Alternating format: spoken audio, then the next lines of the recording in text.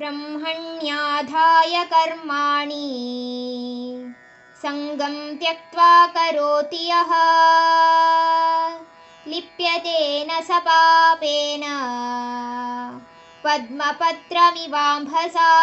ಪೂಜನೀಯವಾದ ಪ್ರಕೃತಿಯ ಇಂದ್ರಿಯಗಳು ಅದರ ಆಸೆ ಆಕಾಂಕ್ಷೆಗಳನ್ನೆಲ್ಲ ಬಿಟ್ಟು ಕೆಲಸ ಮಾಡ್ತಿರ್ಬೇಕಾದ್ರೆ ಇವನ್ನೆಲ್ಲ ಮನುಷ್ಯ ಪರಬ್ರಹ್ಮನಲ್ಲಿ ಅರ್ಪಿಸಿದ್ರೆ ಆಗ ಅವನಿಗೆ ಯಾವುದೇ ರೀತಿಯಾದ ಪಾಪಕರ್ಮಗಳಿಂದ ಪ್ರಭಾವ ಬೀರಲ್ಲ. ಹೇಗೆ ಅಂದರೆ, ಒಂದು ಸತಿ ನೀವು ತಾವರೆ ಹೂವನ್ನು ನೀರಿನಿಂದ ತೆಗೆದ್ರೆ ಅದರ ಎಲೆ ಮೇಲೆ ಒಂದೇ ಒಂದು ಚೂರು ಪಸೆ ಕೂಡ ಇರಲ್ಲ.